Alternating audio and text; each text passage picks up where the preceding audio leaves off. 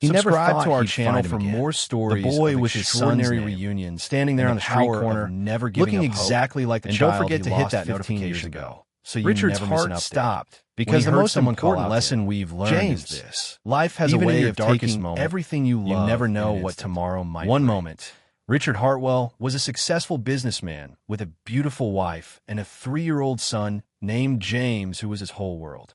The next, he was a broken man, told his son had drowned during their beach vacation while under his nanny's care. The guilt, the endless nights staring at his son's empty bed, the divorce that followed as his wife couldn't bear to look at him anymore. Richard threw himself into building his company into a billion-dollar empire, but the emptiness never left. Until that rainy Tuesday when he was driving through downtown and saw him, a homeless boy, no older than 18, with those unmistakable green eyes that haunted his dreams. Something made him stop the car. Richard had never believed in miracles or second chances. After 15 years of nightmares about his son's tiny hands slipping beneath the waves, he'd resigned himself to living with a hole in his chest where his heart used to be.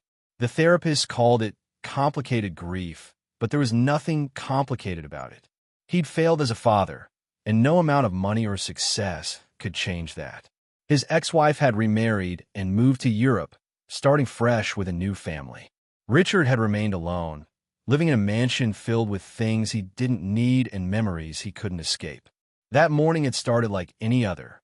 His assistant had reminded him about the charity board meeting at 2 p.m., and he'd nodded absently while scrolling through acquisition reports. He wasn't particularly passionate about the children's shelter downtown, but his PR team insisted that philanthropic endeavors were good for the company image. It was cynical, perhaps, but honest. Richard hadn't felt genuine compassion for years. It was safer that way. The rain had started falling as he left the office, big fat drops that seemed determined to wash away the city's grime, at least temporarily. Traffic was terrible because of the weather, and his driver suggested they take a detour through some less savory parts of town. Richard wasn't paying attention, lost in thoughts about the Henderson merger, when something made him look up. Later, he couldn't explain what had drawn his gaze to that particular street corner. Was it fate, instinct, or simply the universe deciding he'd been punished enough? Whatever it was, he saw him standing there, a thin teenager with no umbrella, clutching a worn backpack to his chest to keep it dry. It wasn't his ragged appearance that made Richard stare. It wasn't even the fact that he looked too young to be on his own. It was his face, a face Richard knew as well as his own. The same sharp chin, the same slightly crooked nose, and those eyes, those impossibly green eyes that Richard had inherited from his grandmother. His breath caught in his throat, and for a moment he thought he was hallucinating. It wouldn't have been the first time grief had played cruel tricks on his mind. But then an older woman approached the boy, touched his shoulder, and Richard heard her clearly through his partially open window. "James, you're soaked through. Come inside before you catch your death," she said, and the boy nodded, giving her a smile that hit Richard like a physical blow. It was his smile, the one he saw in old family photos. Richard couldn't move, couldn't breathe. His driver asked if everything was all right, but his voice seemed to come from miles away. Before Richard could think clearly, he was opening the door, stepping out into the downpour, his $5,000 suit instantly drenched. He had to know. He had to be sure. Was this some cosmic coincidence, or was the impossible staring him in the face? His driver called after him about the meeting, but Richard barely heard him. His feet were moving of their own accord, splashing through puddles toward the boy who was now following the older woman into what looked like a community center. The sign above the door read, "Second Chance Youth Shelter," which seemed cruelly ironic given Richard's thoughts. He paused at the entrance, suddenly uncertain. What exactly was he planning to do? Approach a random teenager and demand to know if he was his supposedly dead son? He'd be thrown out, possibly arrested. But Richard couldn't walk away. Not now. Inside, the shelter was warm and smelled of coffee and something baking. About a dozen teenagers milled around, some playing board games, others reading on worn couches. The woman who'd called the boy James was behind a counter, pouring hot chocolate into mismatched mugs. And there he was, helping her distribute the drinks, laughing at something she said. Up close, the resemblance was even more striking. His hair was darker than Richard's son had been, more brown than the sandy blonde he remembered, but the way it fell across his forehead was exactly the same. Richard stood there dripping on the linoleum floor, drawing curious glances from the kids. One of them nudged James and nodded in Richard's direction. The boy looked up, and their eyes met across the room. There was no recognition there, of course. Why would there be? If he was Richard's son, he'd been too young to remember him. And if he wasn't, well, Richard was just a strange man staring at him. Either way, he probably looked deranged, soaking wet in an expensive suit, white-knuckling his car keys like they might fly away. The woman approached him with a wary expression, asking if she could help. Richard realized how suspicious he must seem and tried to compose himself. He introduced himself, as if his name might mean something to her. It didn't. Thinking quickly, he claimed he was looking to make a donation to the shelter. The lie came easily, though philanthropy was the furthest thing from his mind. She introduced herself as Martha, the shelter's director, and her face brightened at the mention of money. Richard couldn't blame her. Places like this always needed funds. But his eyes kept drifting back to James, who was now watching their interaction with curiosity. Martha noted his interest and asked if he had a particular interest in youth outreach. Richard nodded vaguely, struggling to form coherent thoughts. He asked how long James had been staying there, tried to sound casual. Martha's expression turned protective, questioning why he wanted to know. Richard realized he'd made a mistake. Of course, she'd be suspicious of a stranger asking about one of her kids. He needed a better approach, something that wouldn't set off alarm bells. Richard softly admitted that James reminded him of someone, and something in his tone must have conveyed his emotional state because Martha's eyes softened slightly. Martha lowered her voice and shared that James had been with them about 6 months. She described him as a good kid who'd had a rough time in the foster care system. The system. Foster care. Richard's mind raced with possibilities. If James hadn't drowned, if someone had found him on the beach that day, Richard asked if the boy knew anything about his birth parents, unable to keep the tremor from his voice. Martha gave him a long look, trying to read his intentions. She suggested they talk in her office, and as they walked away, Richard felt James watching them. Martha's office was small and cluttered with papers and framed photographs of smiling teenagers. Success stories, Richard assumed. She offered him a towel from a cabinet, which he accepted gratefully, patting his face dry while trying to organize his thoughts. Martha made it clear she wasn't comfortable discussing one of her kids with a stranger, regardless of how much money he might donate. Her directness was refreshing, and Richard respected her protectiveness. If this boy was his son, he was glad James had found someone who cared enough to shield him. Richard began to explain his situation, his voice barely above a whisper. 15 years ago, his 3-year-old son had disappeared during a family vacation in Florida. The boy was presumed drowned, but Richard couldn't continue for a moment, the memories flooding back with painful clarity. He shared his son's full name, James Alexander Hartwell. Martha's expression changed, a mixture of sympathy and skepticism. She understood Richard had suffered a terrible loss, but pointed out that James was 18 and had grown up in the foster system in Illinois, not Florida. Her words felt like a bucket of cold water. Of course, what had Richard been thinking? That his son had somehow survived, been taken to another state, and ended up in a shelter just blocks from his office 15 years later? It was absurd, the fantasy of a desperate man. Richard apologized for bothering her and stood to leave. Martha stood too, concern etched on her face. She assured him it was all right, that grief can make people see things that aren't there. She asked if he'd still like to make that donation, as they could really use it. Richard nodded mechanically, reaching for his checkbook. As he wrote out a sum that made Martha's eyes widen, he tried to come to terms with his disappointment.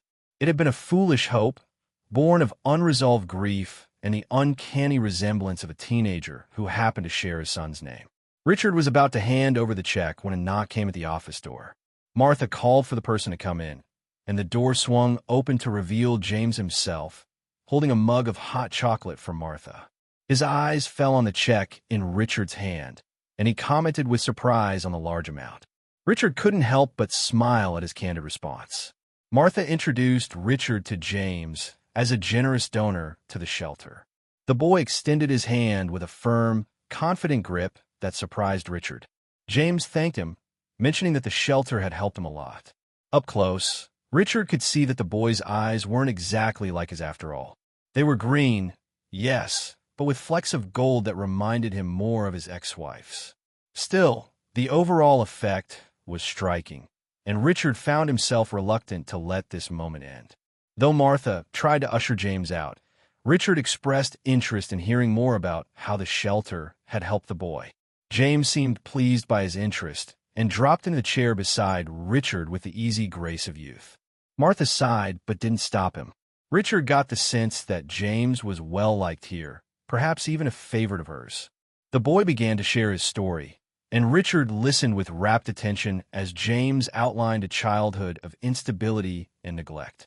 Not abuse, thankfully, but a succession of foster placements that never quite became permanent. James explained that his last foster mother had gotten sick and couldn't care for him anymore. At 17, so close to aging out of the system anyway, they just kind of gave up on placing him.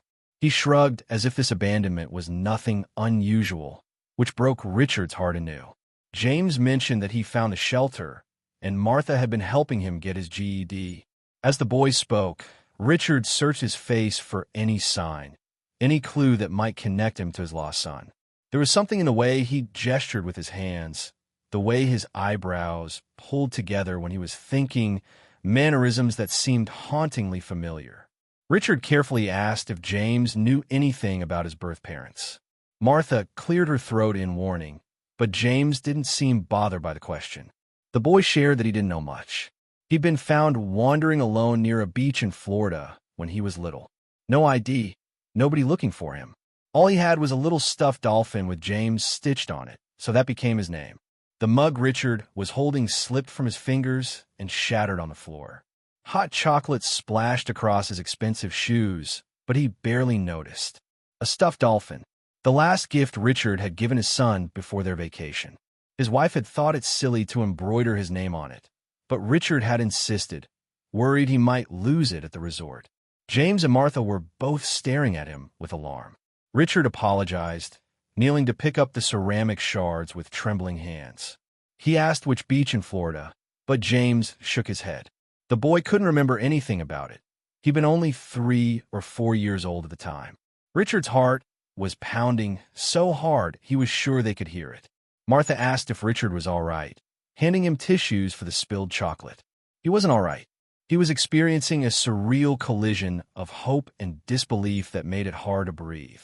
Richard asked if he could ask James a few more questions. The boy glanced at Martha, who was clearly having second thoughts about letting this conversation continue. But something in Richard's expression must have touched her because she nodded reluctantly, agreeing to just a few more questions. Richard asked if James had any birthmarks, immediately regretting how strange it sounded. James looked taken aback, and Martha's protective instincts visibly flared as she demanded to know why he needed that information. Richard had to tell them. There was no other way forward. He explained that his son, the one who disappeared, had a crescent-shaped birthmark on his right shoulder. Like a tiny moon, Richard watched James's face carefully as he spoke and saw something flicker in his eyes. Not recognition exactly, but a sort of startled awareness. Slowly, almost as if in a trance, James pulled down the collar of his t-shirt, revealing his right shoulder. And there it was, a small, crescent-shaped mark, exactly where Richard's sons had been. Martha gasped softly. Richard couldn't move, couldn't speak. The room seemed to spin around him as 15 years of grief and longing crystallized into this single, impossible moment. Martha began to say this didn't necessarily mean anything conclusive, but her voice trailed off as she looked between them, perhaps noticing for the first time how many features they shared. James directly asked if Richard thought he was his son. His voice was a mixture of skepticism and something harder to define. Hope, perhaps, or fear. Richard nodded, not trusting himself to speak without breaking down completely. He managed to point out that his son would be 18 now, and asked when James's birthday was. The boy bit his lip, thinking. He shared that his birthday was recorded as May 12th, though that was just the day they assigned him when he was found since they didn't know his real birth date. Richard noted this was 2 months after his son's actual birth date, close enough to be a coincidence, but also potentially explained if authorities had been guessing the age of a child too young to tell them. Martha acknowledged this was an extraordinary situation, but emphasized that there would need to be DNA testing and official investigations. Even if there was a possibility, they couldn't just proceed based on coincidences. Richard agreed quickly, saying he wouldn't expect anything else. He turned to James, who was watching him with an unreadable expression, and asked if the boy would be willing to take a DNA test, just to know for sure. He promised that whatever the result, he wouldn't bother James again if that's what he wanted. The room fell silent as they waited for the boy's response. James was quiet for a long moment, processing everything. Richard held his breath, afraid any movement might shatter this fragile possibility between them. Finally, the boy spoke firmly, saying he wanted to know. Relief flooded through Richard, followed immediately by anxiety. What if the test proved negative? Could he bear to lose this boy a second time? And yet, not knowing for certain would be worse. Martha reached for her phone to make some calls, mentioning there were protocols for situations like this. She gave Richard a serious look, asking if his generous check would still be good regardless of the outcome, as the kids needed it. Richard assured her that the donation would be honored no matter what. In fact, he was already mentally increasing the amount. Whether James turned out to be his son or not, this shelter had been there for him when he needed it. That alone made it worthy of support. As Martha stepped out to make her calls, Richard and James were left alone in the small office, awkwardness stretching between them like a physical barrier. James broke the ice by directly asking if Richard was rich. The question was so unexpected, so refreshingly direct, that Richard laughed despite the tension. He admitted he'd done well, building a technology company from the ground up. Just like that, they began talking about normal things, not about the overwhelming possibilities hanging over them. Richard explained his business in simple terms, and James asked surprisingly insightful questions. The boy told Richard about his interest in computers, how he'd taught himself coding using the shelter's ancient desktop. Richard mentioned that his company had started as a coding project in his garage, and James's eyes lit up. They discovered a shared love of science fiction, the same favorite ice cream flavor, and an identical inability to whistle properly. Each small similarity felt like another piece of evidence supporting what seemed increasingly obvious to them both. By the time Martha returned, they were laughing together over a story about Richard's disastrous attempt to build a robot when he was 16. She looked between them with a soft expression Richard couldn't quite interpret. Martha announced that she'd spoken with Child Services. Given the circumstances, they were expediting things. A caseworker would be there tomorrow morning with a DNA testing kit. Her eyes found Richard's as she explained they also wanted all the original information about his son's disappearance, police reports, newspaper articles, anything he had. Richard nodded, already mentally cataloging the files he kept all these years, unable to let go even when everyone told him he should move on. He assured her he had everything. There was an awkward moment where none of them seemed to know what should happen next. Should Richard leave? Stay? His meeting had been completely forgotten, but he couldn't bring himself to care. James broke the silence, asking what happened now. Did they just wait? Martha looked uncertain, but Richard suggested that perhaps, if it was allowed, they could get dinner together, just to talk more. He looked at Martha, deferring to her authority in this situation. She considered allowing it as long as they stayed in a public place, and James returned by curfew. Martha hesitated, weighing her responsibility as James's guardian against these unique circumstances. Normally, she wouldn't allow this, but given the situation, she asked if James was comfortable with the idea. The boy nodded without hesitation, which warmed Richard more than he could express. Martha suggested a diner 2 blocks over where their kids usually went when they had day passes. Richard could take James there, but she wanted him back by 8. The implicit trust in this permission was not lost on Richard. He promised to honor her conditions, and James went to get his jacket while Martha gave Richard a few more details about tomorrow's meeting with caseworker. Once James was out of earshot, Martha warned Richard not to get the boy's hopes too high, as he'd had disappointments before.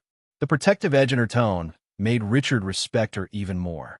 He understood, but pointed out that just looking at them, the resemblance was undeniable.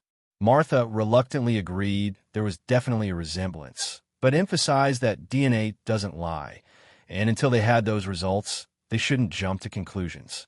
Richard assured her he wouldn't make any promises or plans that might leave James hurt if things didn't work out as they hoped.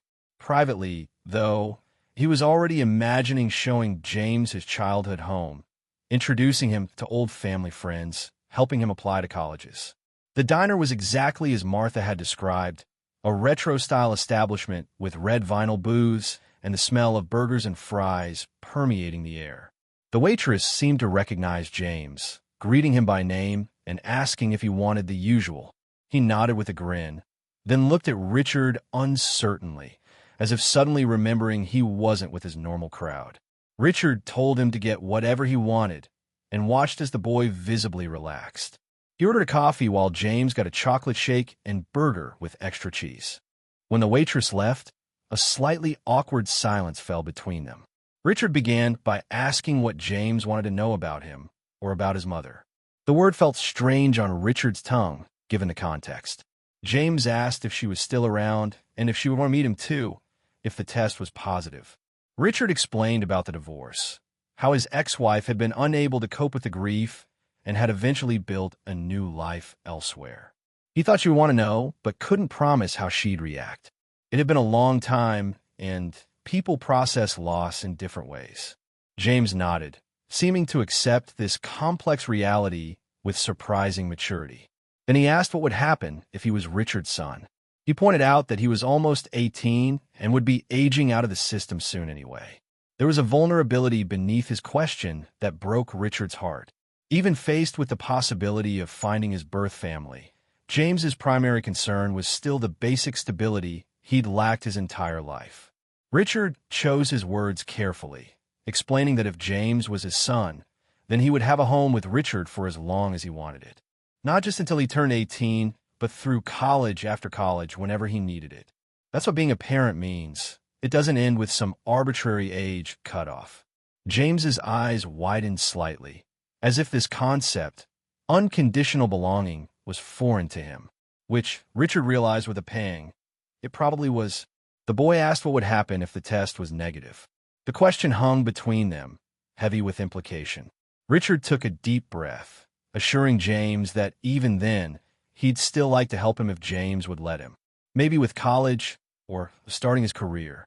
Not because Richard pitted him, but because he thought James was an exceptional young man who deserved a chance. And because helping him would help Richard too, in a way. The boy considered this, absently swirling a French fry in ketchup. He appreciated the offer, but didn't want charity. There was pride in his voice that reminded Richard of himself at that age.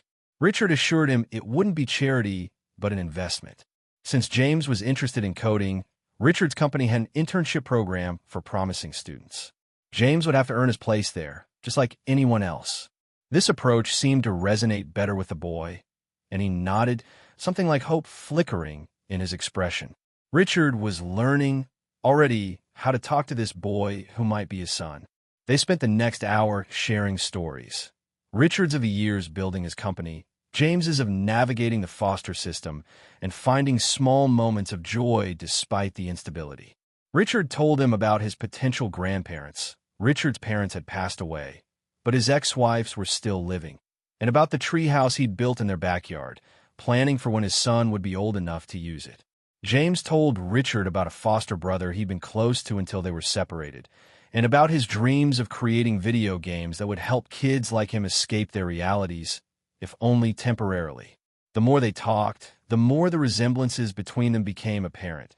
Not just physical traits, but mannerisms, thought patterns, even the way they organized their napkins without thinking about it.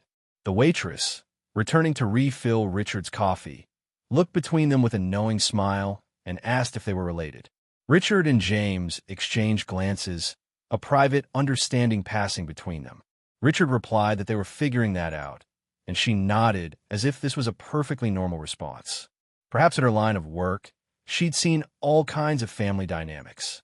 As 8 o'clock approached, Richard settled the bill, leaving a tip that made James whistle in appreciation and prepare to take him back to the shelter as promised. The rain had stopped, leaving the streets glistening under the streetlights. They walked mostly in comfortable silence, both processing the extraordinary turns this day had taken. At the shelter entrance, Richard hesitated, suddenly reluctant to part ways.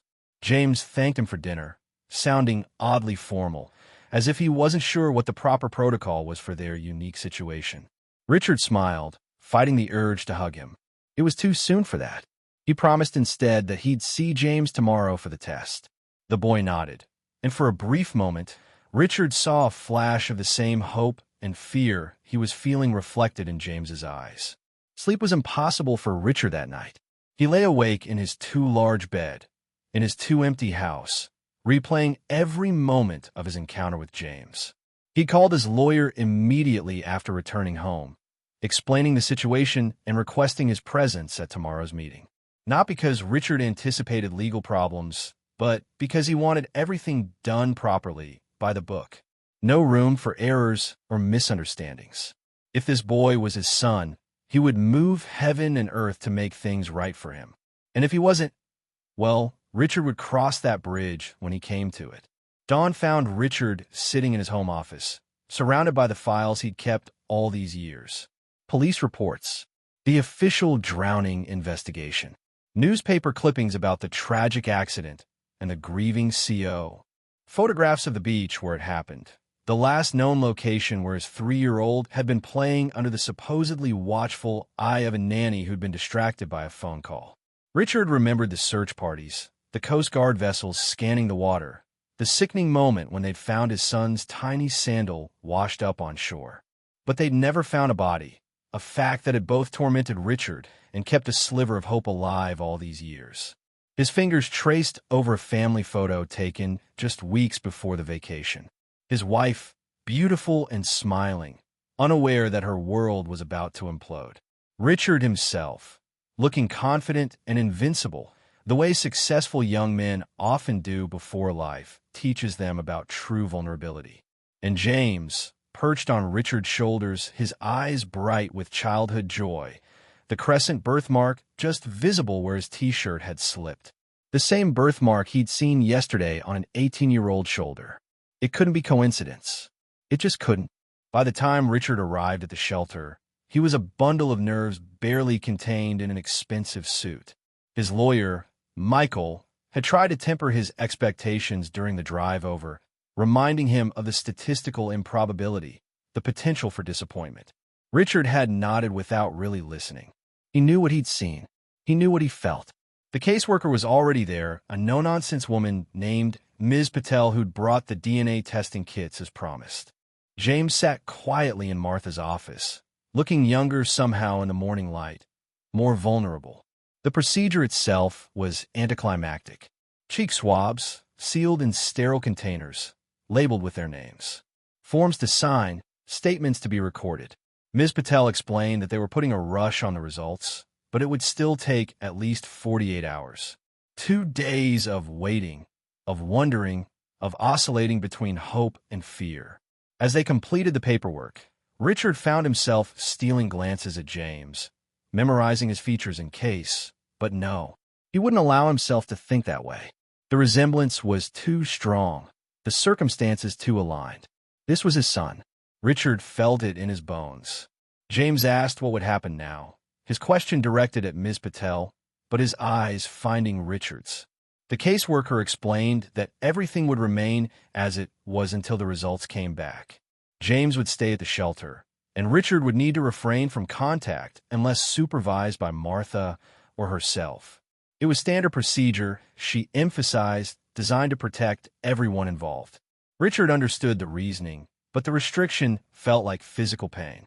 Now that he'd found James, the thought of even 2 days without contact seemed unbearable. Seeing Richard's expression, Martha suggested a compromise. Perhaps Richard could join them for dinner at the shelter that night. They were having a group meal anyway, and it would give James a chance to introduce him to the other kids. Ms. Patel considered this, then nodded her approval, as long as it was a public setting within the shelter. Relief washed over Richard, and he thanked them both perhaps too effusively. James seemed pleased too, though he tried to play it cool, warning Richard that the food wasn't fancy-like at the diner. Richard assured him that he wasn't concerned about the quality of the meal, only the company.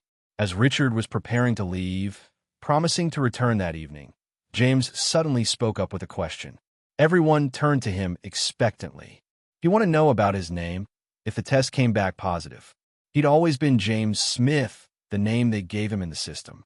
But if he was Richard's son, would he be James Hartwell? Or would he have a different first name too? It was such a practical concern amid all the emotional turmoil that Richard almost laughed. He gently told James that his name was James Alexander Hartwell, and they'd called him Jamie when he was little. The boy's eyes widened at this detail, and he mouthed the nickname silently, as if trying on for size. Richard quickly added that what James called himself now would be entirely up to him. Names are important. They're part of our identity. James nodded thoughtfully and said the name Jamie aloud, commenting that he kind of liked it. Something warm unfurled in Richard's chest at hearing him speak the diminutive they'd used so lovingly all those years ago. The day crawled by after that.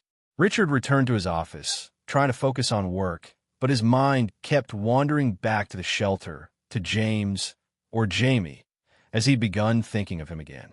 Richard's executive assistant noticed his distraction during meetings, shooting him concerned glances when he missed questions or lost the thread of conversations.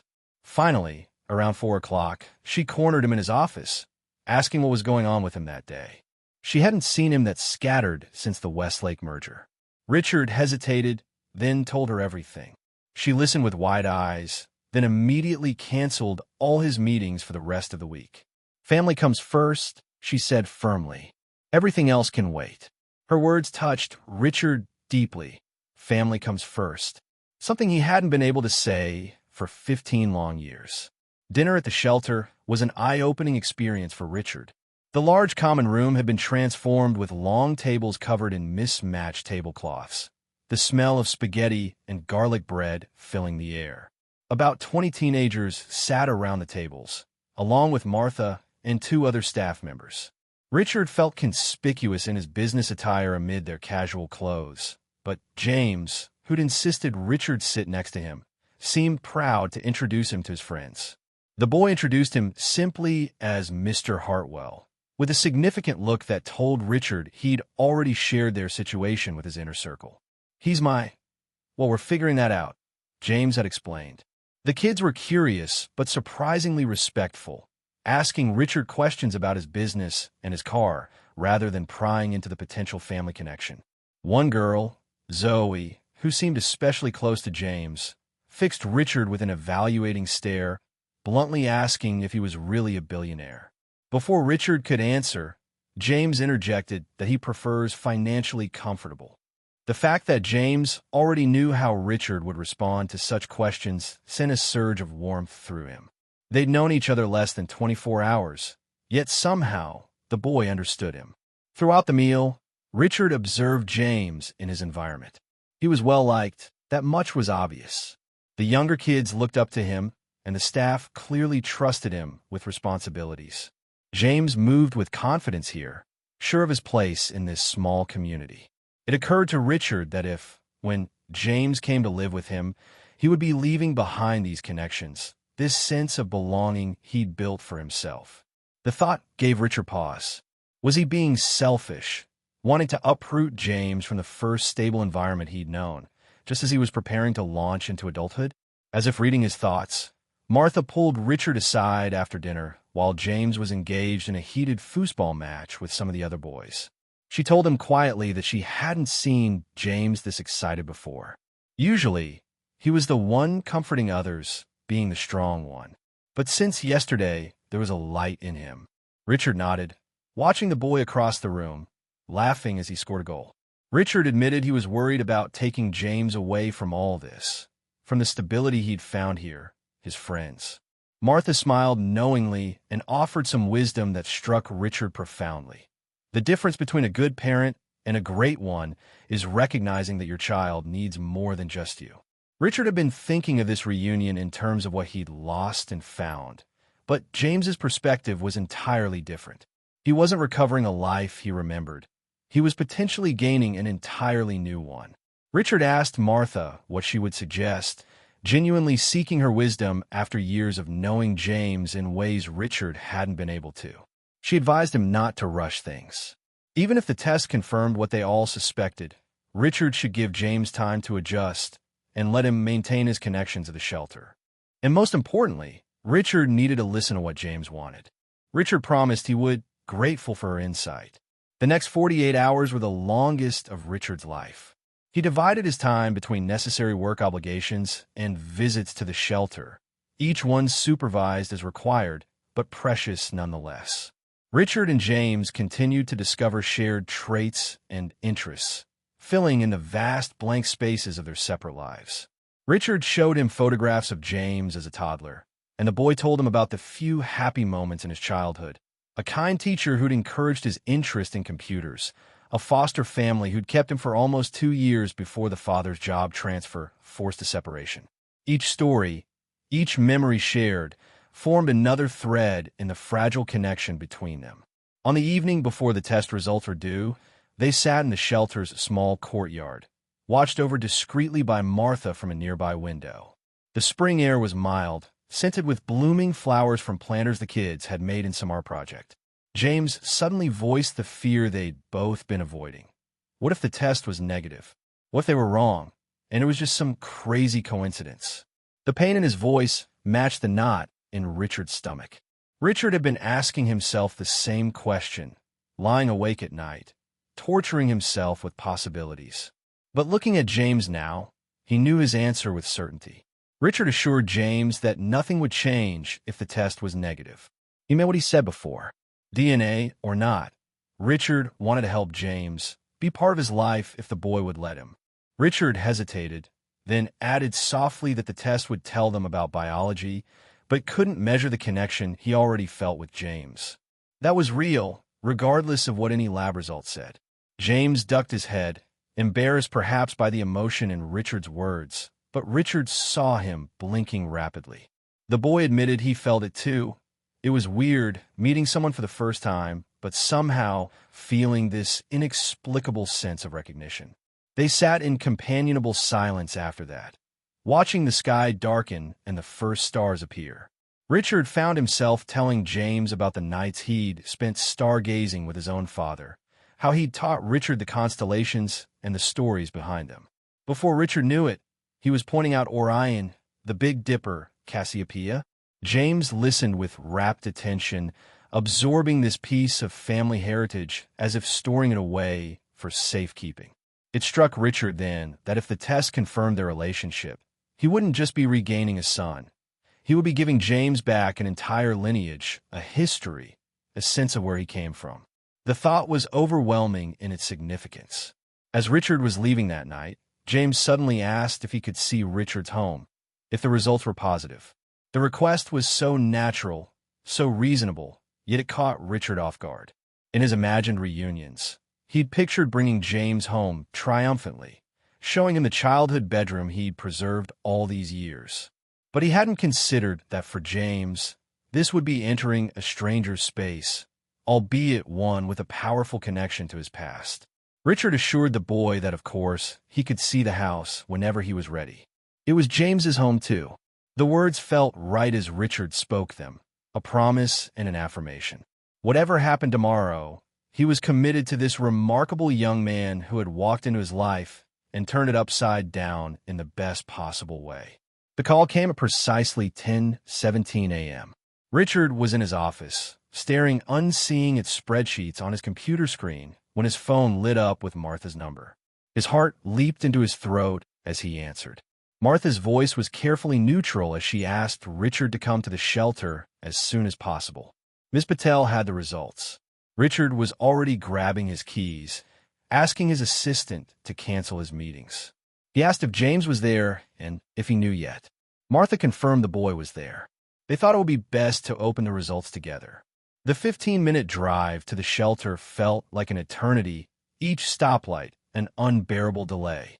When Richard arrived, they were waiting in Martha's office, James, looking pale and fidgety, Ms. Patel, professional and composed, and Martha, hovering protectively nearby. A sealed envelope sat on the desk between them. Ms. Patel greeted Richard formally.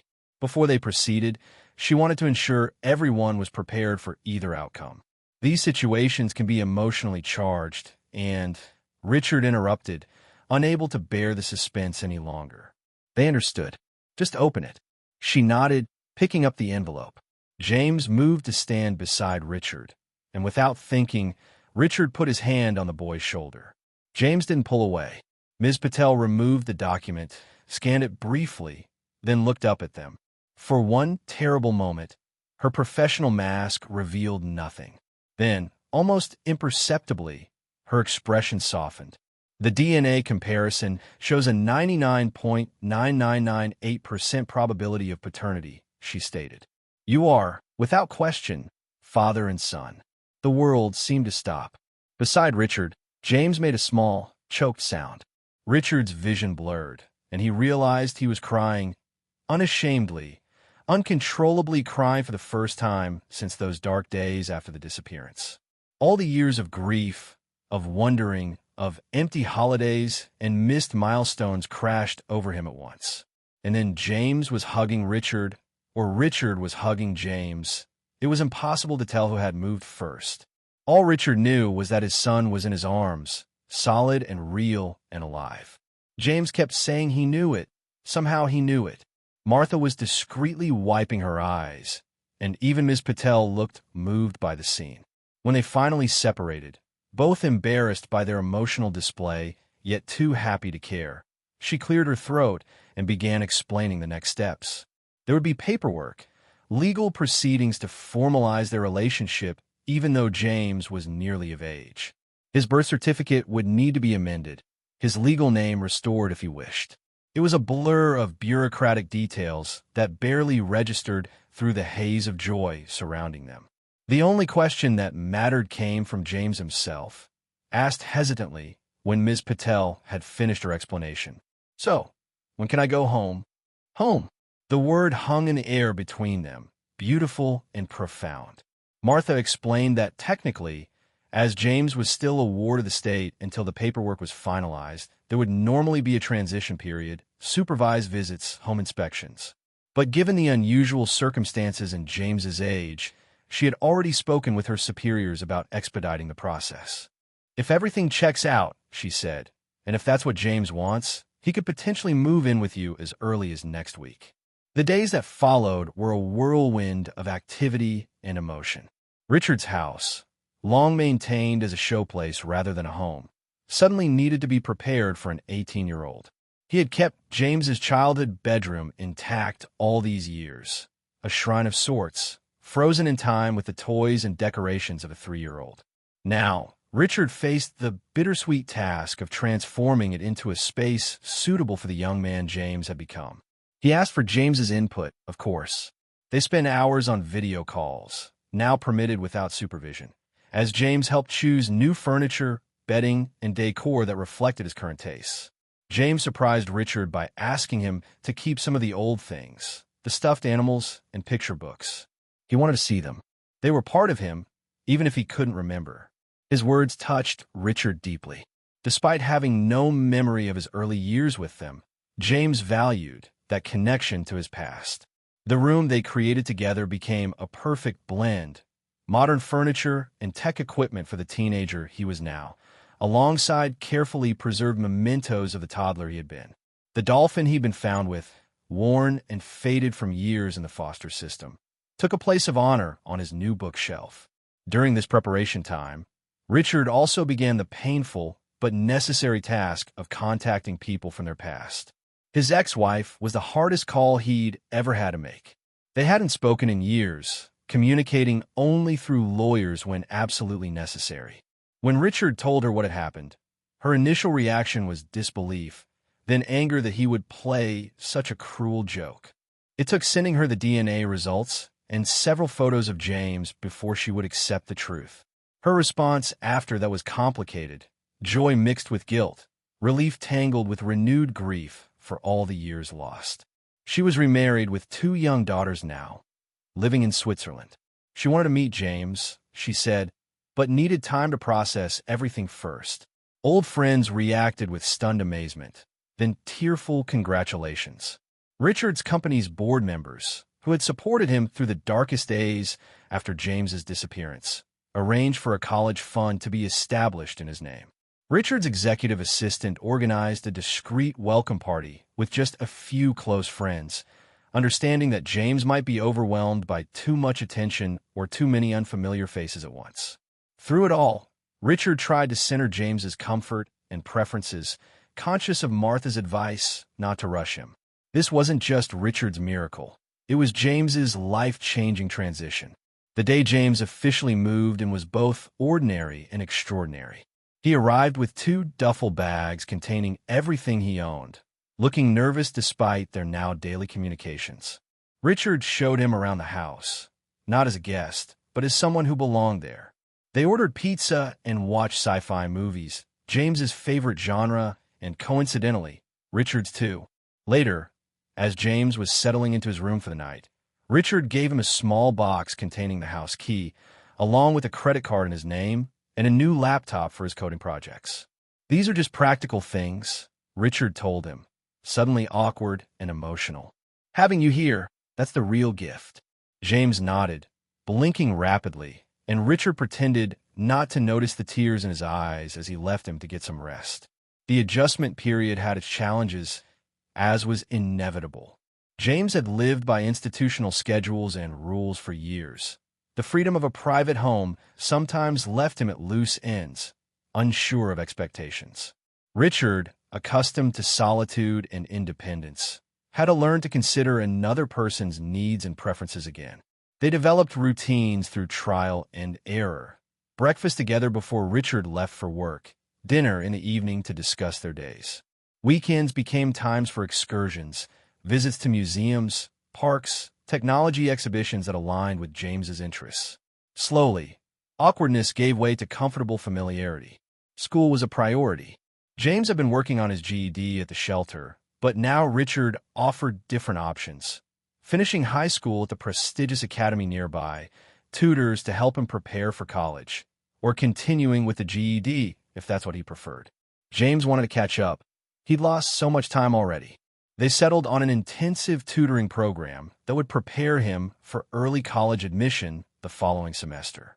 His aptitude for mathematics and computer science was remarkable, inherited from Richard, perhaps, but developed through James's own determination despite limited resources. They established a tradition of evening walks around the neighborhood, which became their time for deeper conversations. During these walks, Richard learned more about James's years in the system, the good and the bad.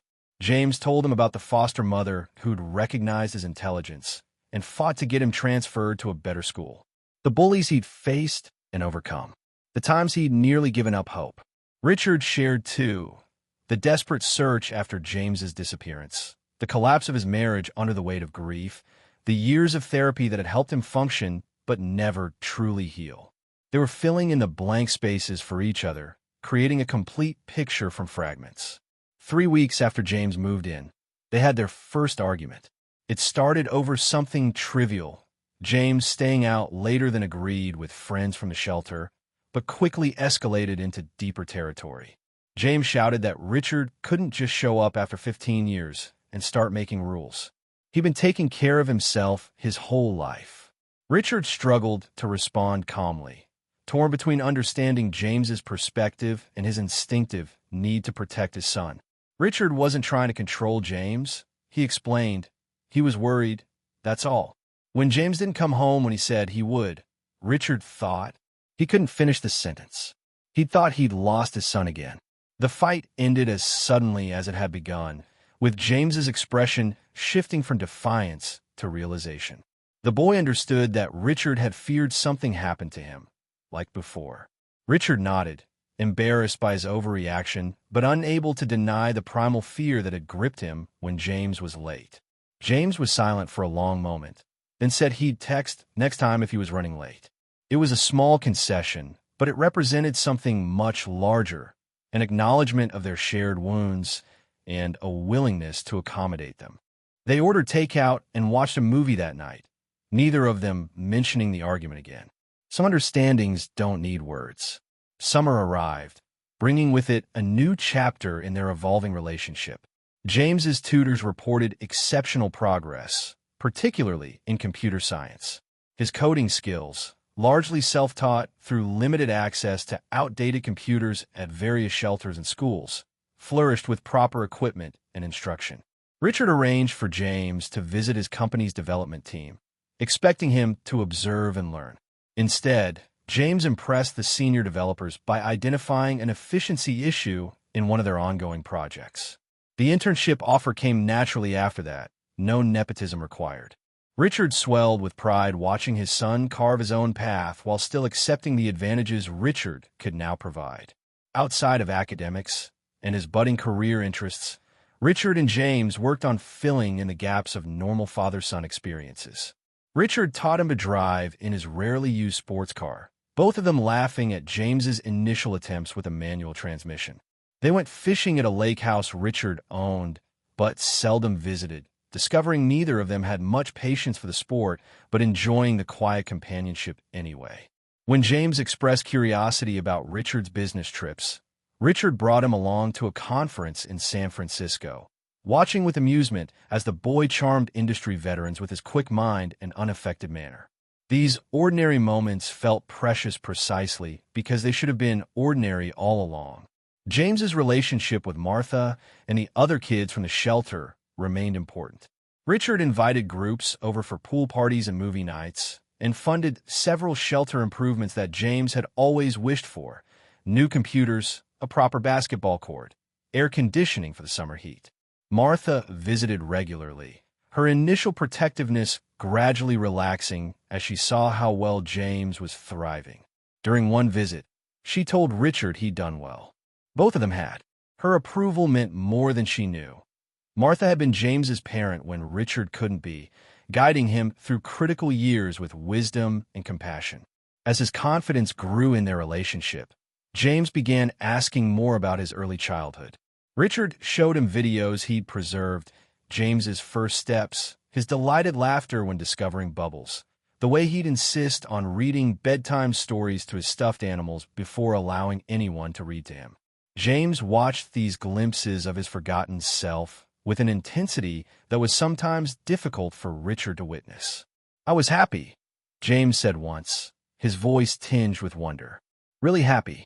Richard nodded, unable to speak past the lump in his throat. "You were the center of our world," he managed finally. "And now you are again." James ducked his head at that, but not before Richard saw his smile. On the anniversary of the day they'd found each other, 1 month after James had moved in, Richard gave him a journal he'd kept during the years of James's absence. It contained letters Richard had written to his son, never expecting him to read them, documenting milestones James missed and things Richard wished he could tell him. Richard told James he didn't have to read it, suddenly self-conscious about the raw emotion contained in those pages, but thought James might want it someday. James accepted the leather-bound book carefully, as if it might break. That night, passing James's room late, Richard saw his light still on. Through the partially open door, he glimpsed James sitting cross-legged on his bed, the journal open in his lap, tears streaming silently down his face. Richard moved on quietly, giving his son privacy with this piece of their shared past. As summer progressed toward fall, the reality of college loomed ahead. James had been accepted into the computer science program at Richard's alma mater, on his own merits, as his test scores were exceptional. They were discussing housing options one evening when James surprised Richard. The boy hesitantly suggested that maybe he could live at home and commute, at least for the first year. The request filled Richard with quiet joy. After years of institutional living, James could have embraced the freedom of dormitory life, the classic college experience. Instead, he was choosing to remain in the home they'd only just established together. Richard casually agreed, trying not to reveal how much it meant to him. Around this time, Richard's ex-wife finally felt ready to meet James. She flew in from Switzerland, nervous and emotional. Their first encounter was awkward. She couldn't stop crying, and James was uncharacteristically quiet, overwhelmed perhaps by meeting the mother he couldn't remember. But over the course of her week-long visit, they found common ground. They shared the same laugh, the same preference for sweets over savory foods. She taught James phrases in French, which she'd become fluent in during her years abroad. By the time she left, promising to stay in touch regularly, something fragile but real had been established between them. James would never call her mom. That role belonged to his lost past, but they were family nonetheless. With college acceptance secured and family connection strengthening, James began to explore another aspect of his identity: what had happened on that beach 15 years ago. The official report had concluded he'd wandered into the water while the nanny was distracted, been swept away by the current, and drowned. But clearly, that wasn't what had happened. Someone had found him, taken him away from the beach, and eventually delivered him to authorities in another state entirely. Whether through malice or misguided good intentions, they had effectively kidnapped him and altered the course of all their lives. Richard asked if James wanted to investigate, to try to find out who took him and why. It was a question Richard had grappled with himself since James's return. Part of him burned with rage at the unknown person who had stolen years they could never recover. Another part feared what they might discover, that perhaps it hadn't been a stranger, but someone they trusted. James considered the question seriously before answering. He didn't think so, at least not now. Knowing wouldn't change anything, wouldn't give them back those years. His wisdom struck Richard forcefully. At 18, James understood something that had eluded Richard, that looking backward too intently might prevent them from fully appreciating the miracle of their present. Instead of investigating the past, they focused on building their future. James joined Richard in philanthropic work, particularly programs supporting foster youth aging out of the system. James's firsthand experience made him an eloquent advocate, and his story, carefully anonymized to protect his privacy, became a powerful tool for fundraising. Together, they established a foundation that would help kids like the ones James had known at the shelter pursue higher education. At their inaugural meeting, James told the board members that he got lucky. Not everyone gets a second chance at family, but everyone deserves a first chance at building their own life. Watching him speak with such passion and clarity, Richard saw glimpses of the man James was becoming: compassionate, thoughtful, determined to transform his own pain into purpose. The day James turned 19, his first birthday celebration with Richard since he was 3, he asked if they could invite his friends from the shelter along with Richard's colleagues and their growing circle of shared friends. The resulting party was an unusual mix of corporate executives, foster kids, social workers, and tech enthusiasts, yet somehow it worked perfectly. As Richard watched James move confidently between these different worlds, he reflected on how far they'd come in less than a year. From strangers connected by DNA and faded memories, they had become a true family, creating new traditions while honoring the bond that time and tragedy had been unable to break.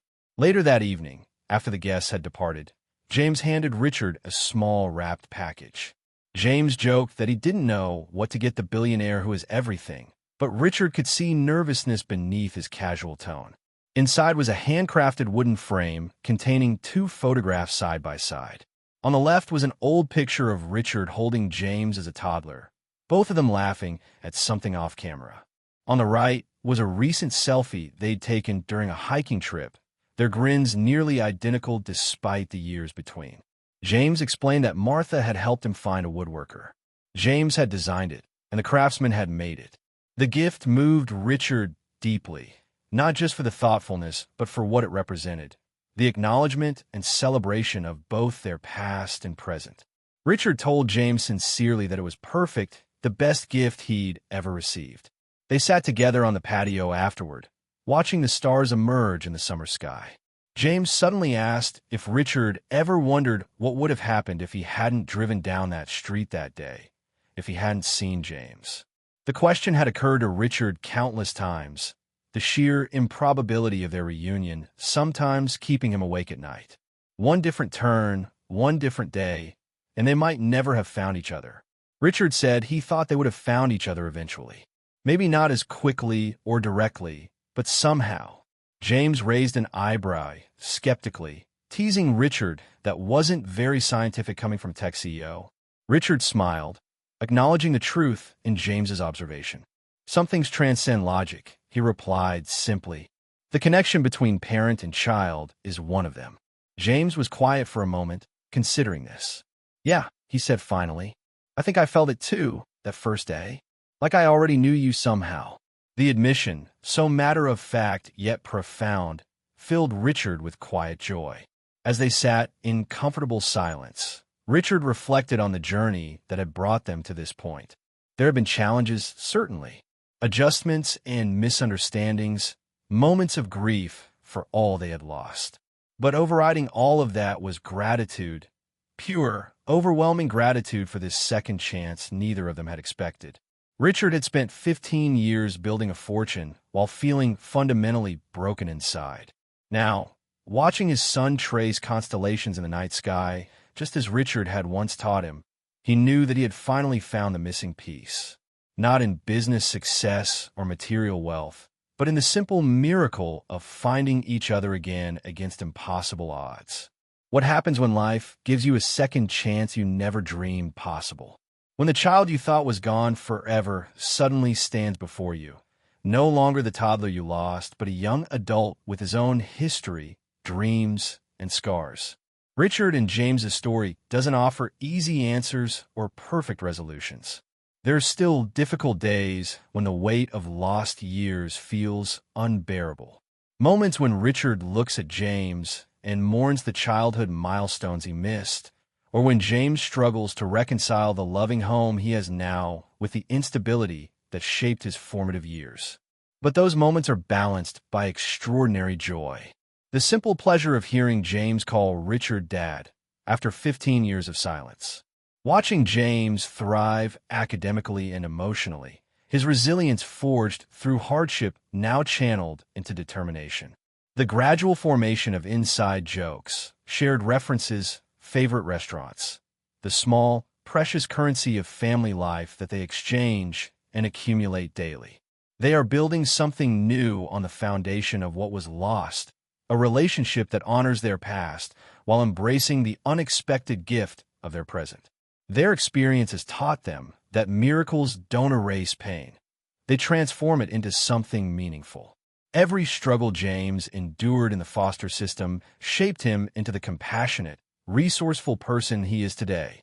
Every year Richard spent searching, grieving, and ultimately trying to live despite his loss prepared him to appreciate the magnitude of James's return. They cannot reclaim what was taken, but they can choose how they move forward. And they've chosen to move forward together, using their story to help others who haven't been as fortunate in their own journeys through loss and separation. What would you do if you encountered the impossible on an ordinary day? If the miracle you'd stopped hoping for suddenly stood before you on a rainy street corner? I hope you'd find the courage to stop your car, to ask the difficult questions, to follow the thread of possibility no matter how fragile it seemed. I hope you'd open yourself to joy, even if it meant risking disappointment. Most of all, I hope you'd remember that some bonds can't be broken, not by time or distance, or even the cruel twists of fate that sometimes separate us from those we love most. Have you ever lost something precious, only to find it again when you least expected? Has life ever surprised you with a second chance that seemed too miraculous to be true? Share your own stories of unexpected reunions, of hope that persisted when logic said it shouldn't. And if you're still waiting for your miracle, still searching for something or someone you've lost, let Richard and James's journey remind you that impossible things sometimes happen on the most ordinary days.